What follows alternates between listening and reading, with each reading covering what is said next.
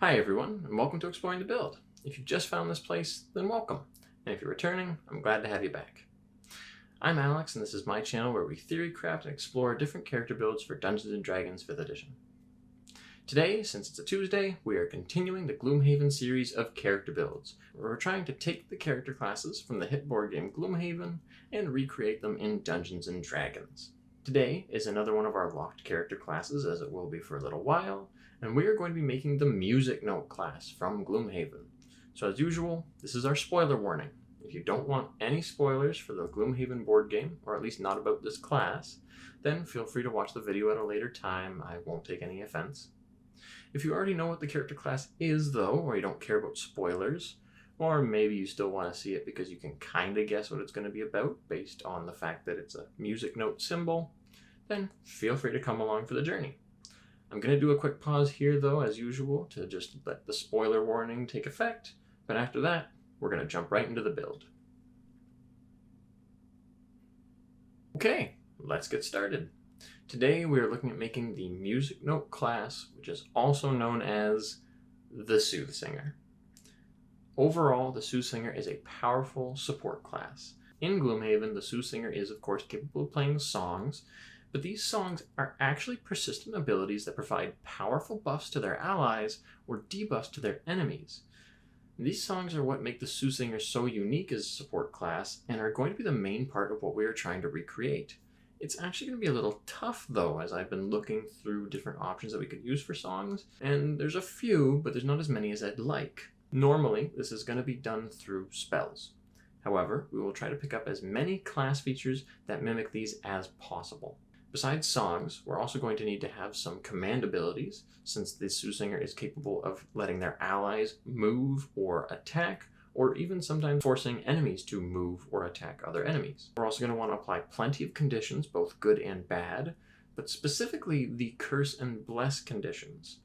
Curse and Bless are two conditions that I haven't really worried about making in D&D yet, so I'll talk about them when we get there. Before we start the build though, let's look at their flavor text. The Quattro Soothsinger. The talents of a Quattro can extend far beyond the realms of machinery and alchemy. Their spider-like fingers also facilitate astonishing capabilities with stringed instruments, given the proper training. Combining this with their very distinctive vocal traits makes Quattros the most sought-after bards in the land.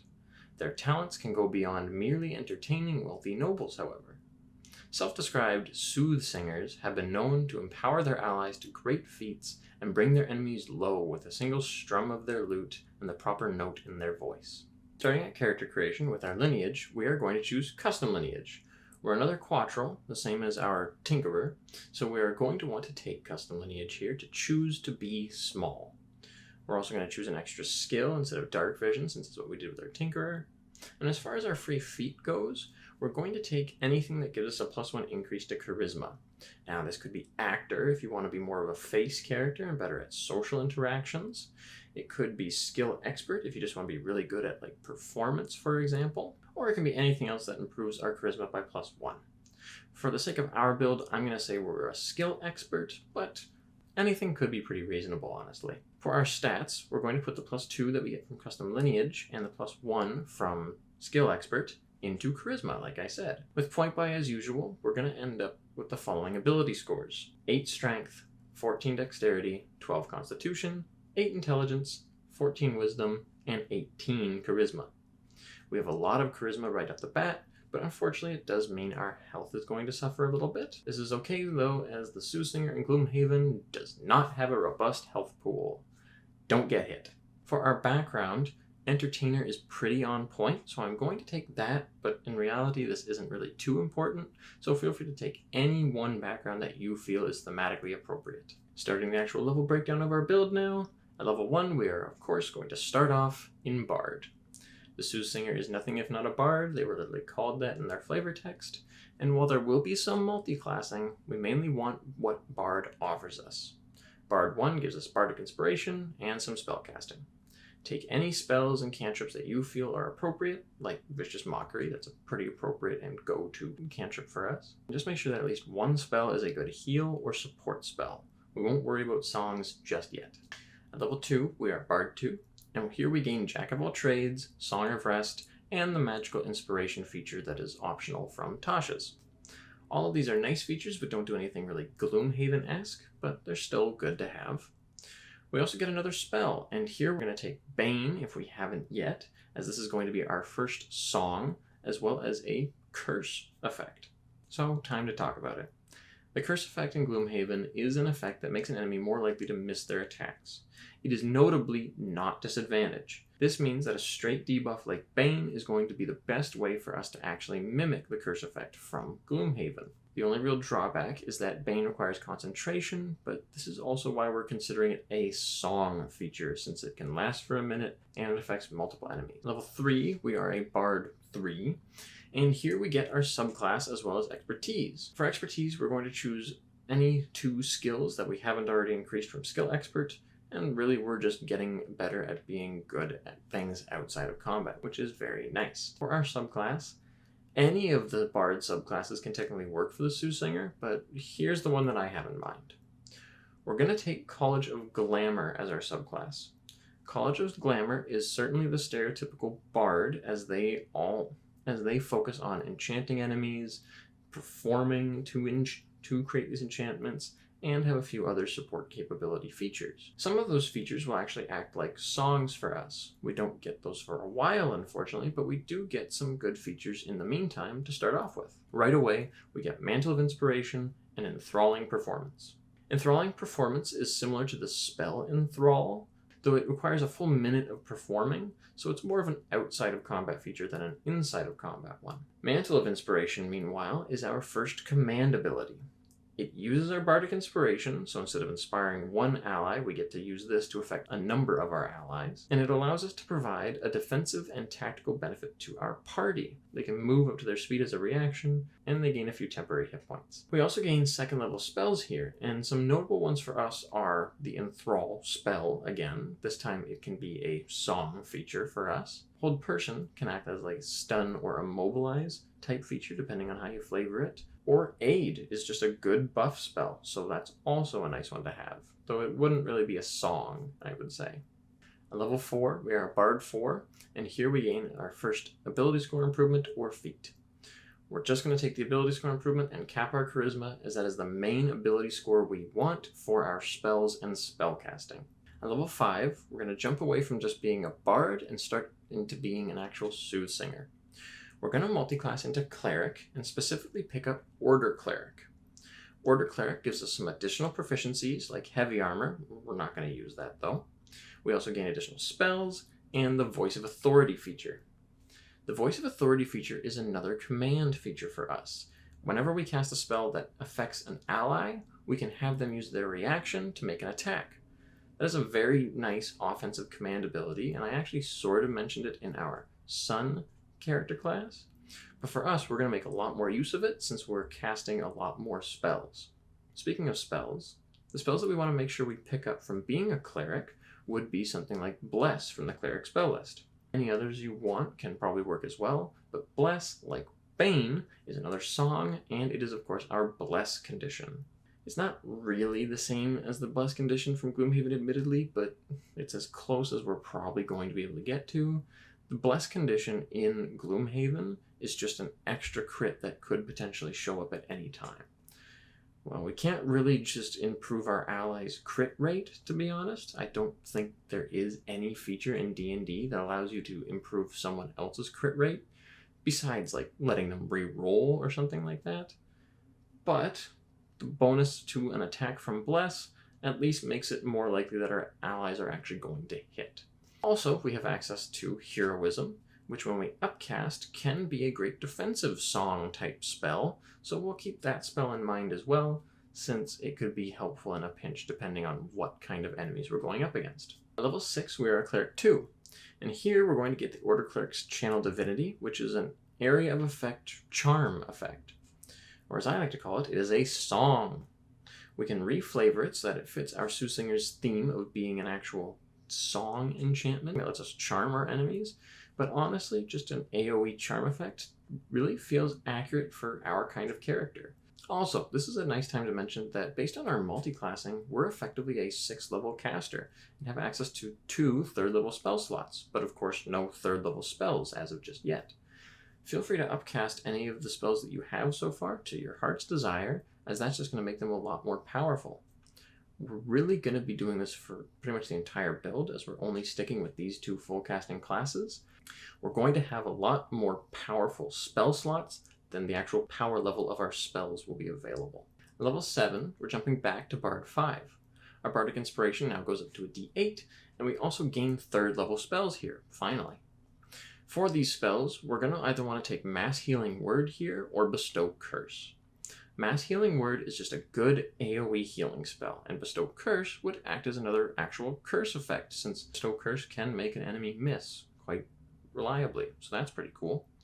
It could also potentially be a stun effect, since there's also the possibility of it just making an enemy lose their action. Again, though, it's concentration, unless we upcast it at 5th level or higher, which we can't really do yet. But we actually can do soon, so keep that in your back pocket. Level 8, we're a Bard 6, and we now gain our next Glamour Bard feature. That feature is Mantle of Majesty. This is an interesting feature that lets us cast the command spell as a bonus action, and without expending a spell slot, and then for 1 minute, and of course using concentration, we can then cast command over and over again. In short, this is a song effect that can let us control the movements and, to some extent, the actions of our enemies, which is a really cool feature. Just, again, keep in mind, it's concentration, but it never actually uses a spell slot. At level 9, we're going to jump back to Cleric 3, and Cleric 3 doesn't really give us anything besides 2nd level Cleric spells. Pick your favorites here. There's really none that are very eye-catching for a Song, Bless, Curse, or other sort of Gloomhaven feature, unfortunately. At level 10, we're a Cleric 4, and Cleric 4 is another ASI or feat. We don't need a feat here, and we also don't really need an ability score improvement, so we're kind of spoiled for choice. Here, I'm going to just increase our Constitution by 2 to get us to 14, and actually give us a little bit of health. At level 11, we are Cleric 5, and this gives us Destroy Undead and 3rd level Cleric spells.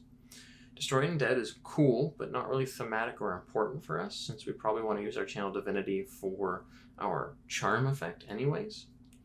And the 3rd level Cleric spells, however, those are really nice for us. They give us access to Crusader's Mantle, and this spell is our next song feature, and it is a damage-oriented song. Essentially, it is a 30-foot aura around us, and until it ends, which again is concentration and lasts a minute, which is why it's a song, each non-hostile creature in that aura, so all of our allies, will just deal an extra 1d4 radiant damage when they attack with a weapon. That's as many attacks as they can make. They're getting a d4 on each one of them. It's a very nice buff to damage, albeit a little bit small, but still very nice. On level 12, we are Cleric 6, and Cleric 6 is where we're going to stop our Cleric levels, but it still lets us pick up the next feature from the Order domain. This feature is Embodiment of Law, and I don't know why it's called that when for us it's so much more of an embodiment of charming. It allows us to cast any enchantment spell that would normally take an action as a bonus action. There's no level limit on this, it just has to be a spell of 1st level or higher, and that'll be important later. This is a great feature that we're definitely going to want since we're investing a lot more into Bard, and Bard has access to plenty of enchantment spells that we can really abuse this feature with. We can only use it a number of times equal to our Wisdom modifier, so we're going to want to boost that eventually.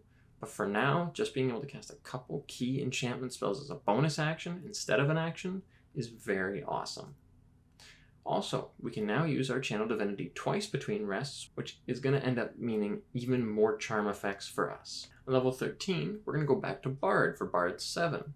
We'll now be a Bard for the rest of the build, so there won't be too much to say about multiclassing or what we're getting. We're only getting a few more choices. Here we're going to get 4th level Bard spells, so pick your favorite of those. None of them are really going to act like a song, but there's still some good effects. And of course, if it's an enchantment, we can always cast it as a bonus action. That's very nice to have too. Also, just to touch back on base of where we are with our multi-classing spell slots, we're at level 13, so we're a 13th level caster because we are a multi-class of 2 full casting classes. So even though we only have 4th level Bard spells, we're actually up to 7th level spell slots. That's quite a difference in upcasting, so keep that in mind as well when you're picking some good spells. At level 14, we are at Bard 8, and here we gain another ability score improvement or feat, and we're just going to increase our wisdom to 16. We want to use the cleric feature of embodiment of law a little bit more, and this is going to let us do that. At level 15, we're up to Bard 9, and here we gain the improved Song of Rest, as well as 5th level spells. Synaptic Static is actually a really great choice that we definitely want to pick up here. It is a large AoE damage spell, but it also has an added effect. Any creature that fails its save against the spell suffers a negative D6 on concentration checks, attack rolls, and ability checks. It'll last a minute, and it doesn't require concentration.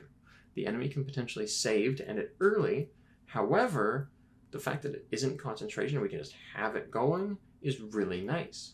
This is our next big curse effect, and it certainly is big, given that it also stacks with Bane if we wanted to have that spell up as well. And the last thing I'll say about this spell is that it is an enchantment spell, which means we could use a bonus action to cast it too. All the more reason to take it.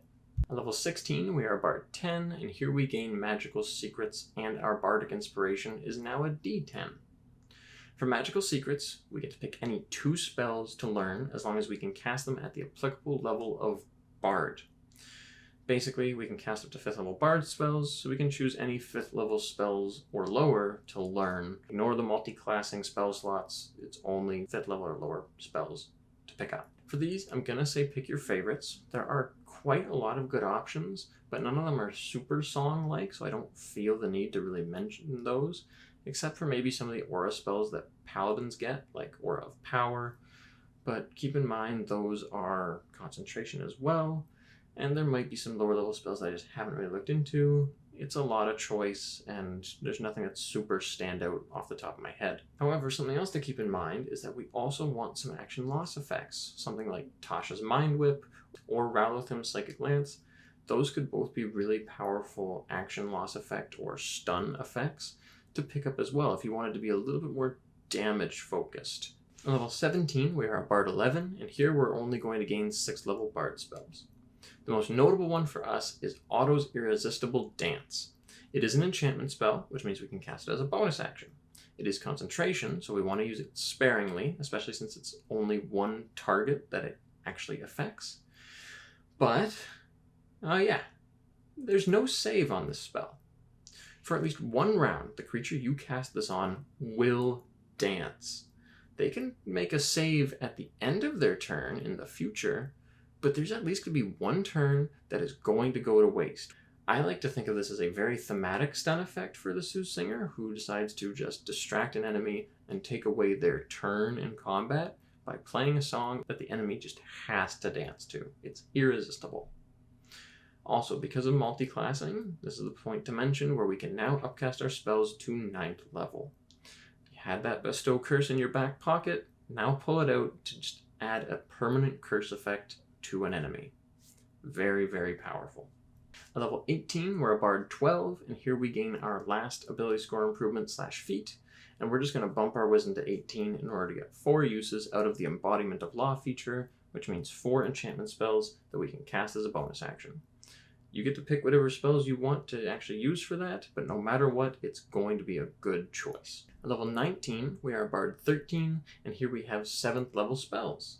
As well, our Song of Rest is also now a D10. Any of the 7th level Bard spells are fine, so pick your faves. None of them are very Song, Curse, or Stun-like, except maybe Force Cage. That's kind of like a stun spell, but semantics, and I'll let you go into detail on that. Otherwise, pick whatever spells really speak to you. Just keep in mind that we want them to make it feel like our Soothsinger is capable of strumming a lute and having the effect take place. Finally, at level 20, we are Bard 14, and we're actually going to gain quite a lot. We gain our final Glamour Bard feature, as well as 2 more magical secrets. We also technically gain an extra 7th level spell, but I'll lump that in with magical secrets for now. The magical secrets can be any 7th level or lower spells from any spell list. As usual, feel free to pick whichever 2 are your favorite. There's none that are immediately apparent to be good song features. Same thing for the Bard spell. Go back, pick another 7th level spell that really speaks to you. Our last bard feature, though, is Unbreakable Majesty, and this says that as a bonus action, we can assume a majestic form for 1 minute, and essentially during that time, we have an improved version of the Sanctuary spell. It makes enemies hard to hit us, and if they do, they're going to have a penalty to their saving throws against spells that we cast on them next round. So really, this is a good way to avoid enemies in combat, and if they really want to hit us, well, sucks to be them. We're going to cast some sort of enchantment spell on them and just completely ruin their day, hopefully. Alright, so to summarize, as the Soothsinger, we can play any song for any occasion. Sort of. Admittedly, we don't have as many songs as I would actually like to have, but we do have a fair amount, and they do reasonably different things. Plus, most of our songs are spells that require concentration.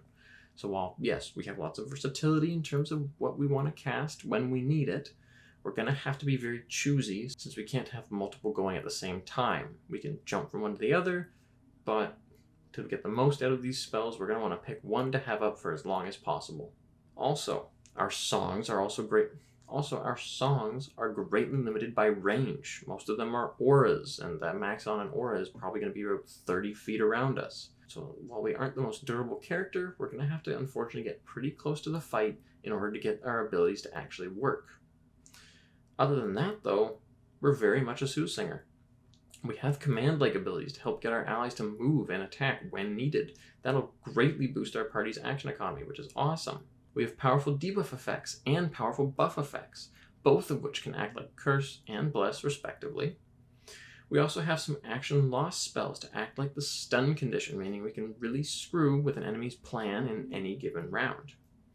In D&D terms, we're a very effective support character. What we lack in durability and damage, we can make up for with healing, buffs, debuffs, commands, and even out-of-combat abilities like Performance, Songs of Rest, and any other skills we decided to take expertise in. Just like the Soothsinger in Gloomhaven, we have hopefully reworked the idea of what a traditional support class can look like. Let me know what you thought of the build, or what you would change to get closer to the theme of the Gloomhaven character class, as well as what other song-type features there might be that we could pick up. Thank you so much for coming on this journey with me, and I hope to see you in the next one.